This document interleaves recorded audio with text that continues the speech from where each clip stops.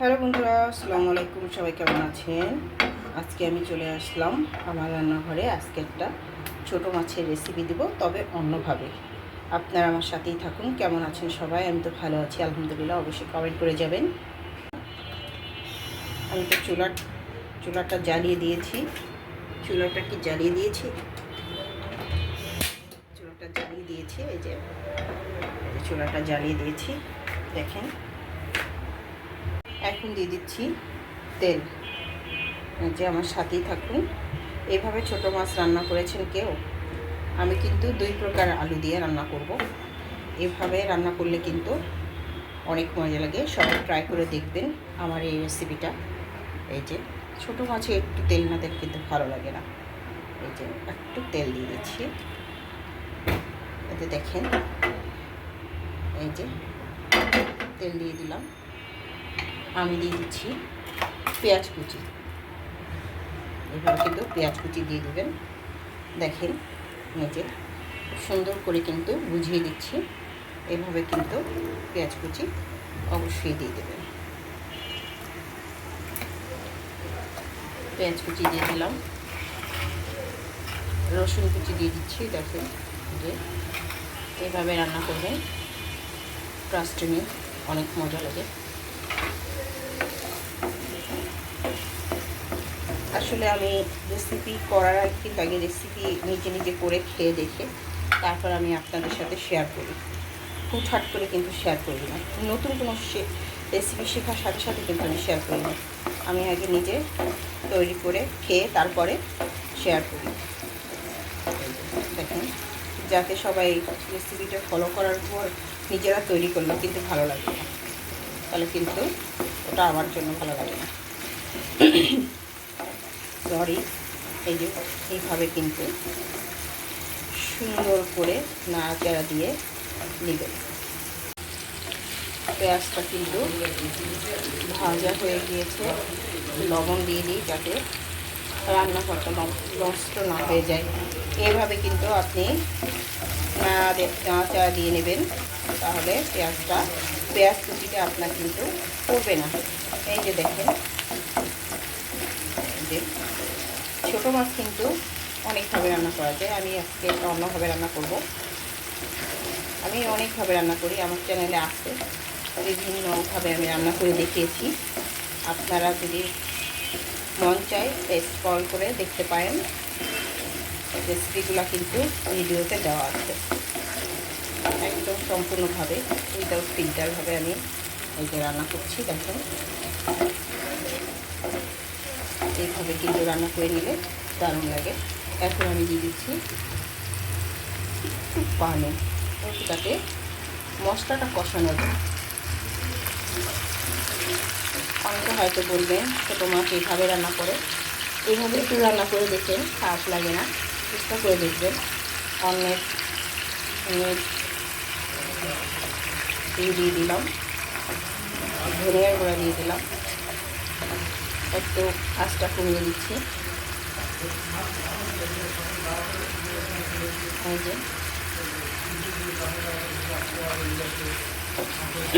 Sorry ভাই, আমার ঠান্ডা লাগছে তাই একটু কাশি দিচ্ছি, আপনারা কেউ কিছু মনে করেন না। আমি দিয়ে দিচ্ছি হলুদের গুঁড়া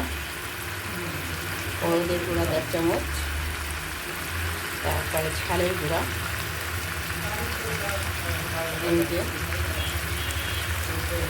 ঝালের গুঁড়া বেশি করে দিলাম। লবণ দিয়ে দেবো স্বাদ মতো, পরে আবার দেওয়া যাবে।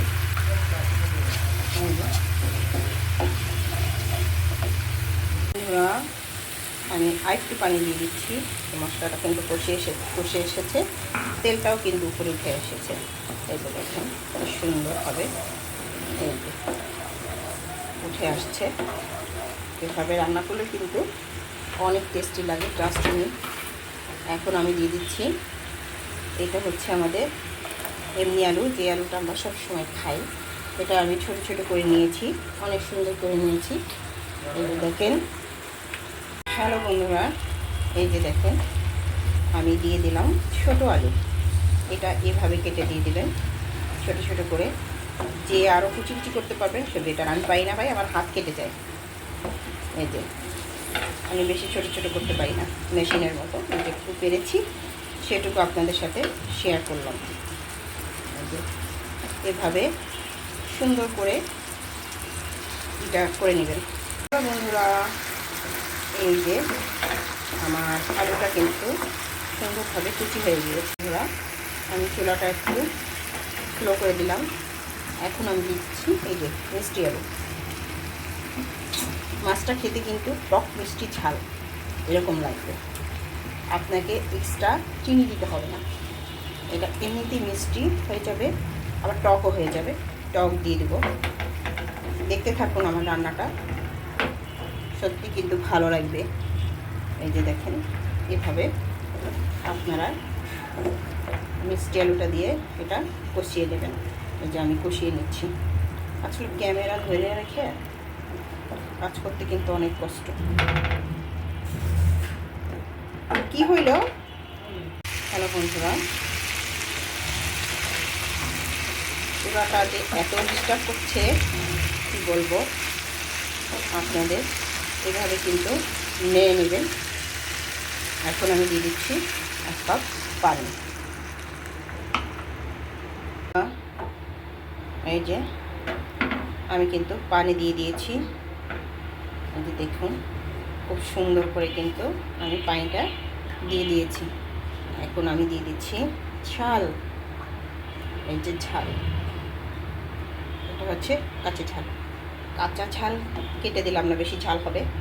এমনি আস্তে আস্তে কাঁচা ঝাল খেতে কিন্তু দারুণ লাগে। ভাতের সাথে যদি একটু ডলে নিতে পারেন না, তাহলে আরও মজা, টেস্ট নেই।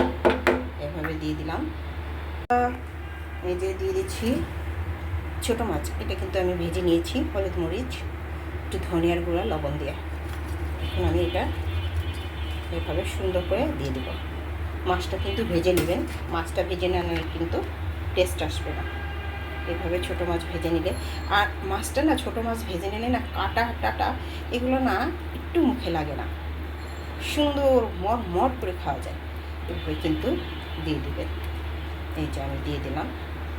যে দেখেন, চুলার আঁচটা একটু বাড়িয়ে দিচ্ছি। আপনারা এভাবে বাড়িয়ে দেবেন, দেখতে পাচ্ছেন। এই যে এভাবে চুলার আঁচটা সুন্দর করে বাড়িয়ে দেবেন। যখন আমি একটু ঢেকে দেবো বন্ধুরা। এই যে আজান দিয়ে দিয়েছে, বেশি কথা বলবো না, কিন্তু চুপ করে যাই। এই যে আমার প্রায় কিন্তু হয়ে গিয়েছে।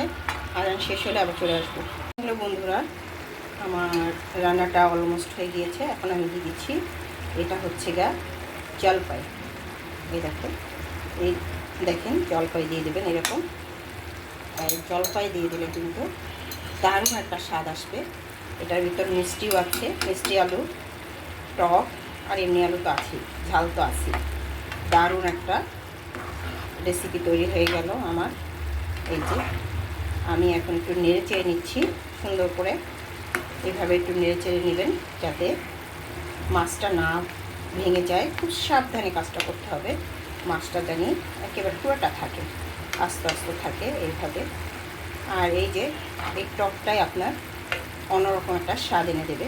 ঝাল, মিষ্টি এবং টক, অন্যরকম ফ্লেভারের আমি কিন্তু একটা মাছ রেসিপি আপনাদেরকে উপহার দিলাম। সবাই ভালো থাকবেন। একটু ঝোল রাখতেছি, বেশি মাখা মাখা করলে আবার ভালো লাগবে না। গরমের দিনে একটু ঝোল থাকলে একটু ভালো লাগবে। সবাই ভালো থাকবেন। সবার প্রতি রইল অনেক অনেক ভালোবাসা, শুভেচ্ছা। অবশ্যই কিন্তু আমার রেসিপিটাকে ফলো করে দিবেন। আর এইভাবে কিন্তু রান্না করবেন। বেশি নাড়াচাড়া দেখে না আমি কী ধরনের চামচ নিচ্ছি। এভাবে কিন্তু একটু নাড়াচাড়া করে দিলে কিন্তু সব মশলাপাতি, টক, মিষ্টি সব একসাথে হয়ে গিয়ে একটা অন্যরকম ফ্লেভার তৈরি করবে। সবাই ভালো থাকবেন, দোয়া করবেন, আমার চ্যানেলটাকে সাবস্ক্রাইব করে দেবেন, আমার পাশে থাকবেন, কমেন্ট করবেন, বেশি বেশি কমেন্ট করবেন। যার ভালো লাগে সেও কমেন্ট করবেন, যার ভালো লাগে না সেও কমেন্ট করবেন। অবশ্যই আমি আপনার পরিবারে চলে যাব। আল্লাহ হাফিজ।